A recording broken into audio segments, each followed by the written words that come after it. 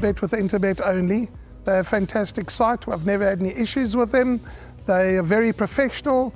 There's never a problem. You deposit money, 2 seconds later it's in your account. You withdraw, which I do very occasionally, and I believe it's also 2 seconds it's in your account.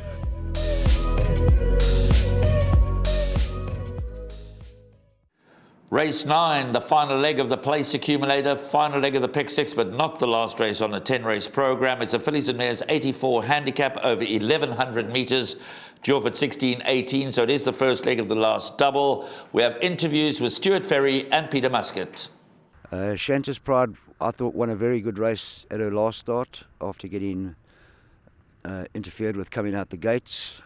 She's reasonably well drawn on Saturday. Her work is fantastic in the lead up, and there's no reason to suggest she can't follow up. Yeah, listen, obviously her form is really good, and we tried her further, but we think she's better over the sprint trip. She's a little filly with a big weight, so it's not really probably the right race, but opportunities for her are limited. So she obviously got ability. It's just the big weight that worries me a little.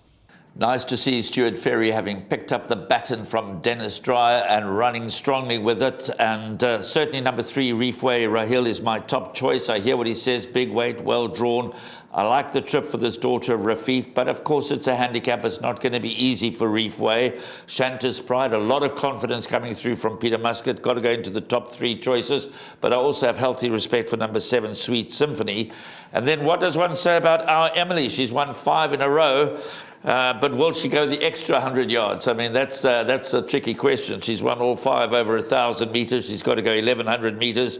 And she's just one heck of a filly in top form. So how do you leave her out? So, 3, 7, 6 and 2 are my top 4 choices. I swear we haven't copied notes at all, but I see the race exactly like you. Reefway is my top selection. I think Sweet Symphony is lots of value in the race at around 10-1, and then Shanta's Pride, she's another horse that you've got to go in. Oh, Emily, 6 in a row. Ish. I didn't think she could win 5 in a row, but I think 6 in a row is a bit of a lead. Honest, we didn't think she could win 3 in a row. Well, then we didn't think she could win 4 in a row. Then we certainly didn't think she could win 5 in a row. She's the odds, yeah. So she's been quite a revelation. Yeah, she really has, and she's turned the corner. And Michael Roberts has her in a fantastic space at the moment. But to win 6, I think it's going to be a big task. Yeah, I think Reefway is going to run a huge race here. Like Graham, I hear what Stuart Ferry is saying about the weight being a small filly, but I think she'll run well. Sweet Symphony 10-1. I think she'll be right there. And then Shanta's Pride, you have to have huge respect for her. And if you like Shanta's Pride, I think Shyfolia is another one that has to go into the mix. Shyfolia did beat Shanta's Pride in a penultimate start. Even though slightly worse off at the weight, she still should be able to confirm that form with the filly, and I'm sure that Sheldon Peters and Craig Peters, they'll be over the moon if they were to run first and second once again here with their 2 horses. But it's an interesting race to close off the pick 6. In terms of numbers for the place accumulator and pick 6, Ram, how many would you sort of go?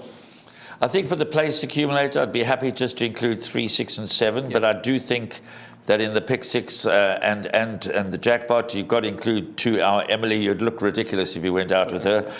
3 Reefway, 6 Shanta's Pride, 7 Sweet Symphony, even number 8 Russian Doll, and as you mentioned, number 10 Shyfolia. So it is a fillies and mares handicap. So for the jackpot in the pick 6, I think you've got to go a little wider, but I think at least 3 of them in the place accumulator. Yeah, 3 horses in the PA. That's numbers 3, 6 and 7. I think those 3 numbers could certainly be enough to see you through the final leg of the PA. My name's Danny Diliberto, founder of Ladles of Love. It was founded back in 2014. Communities we work with are all over the peninsula, and we're working with 138 beneficiaries now. We've grown exponentially. We've been able to do that because of all the kindness that we have experienced from individuals and corporates such as Interbet, who just want to be part of the change.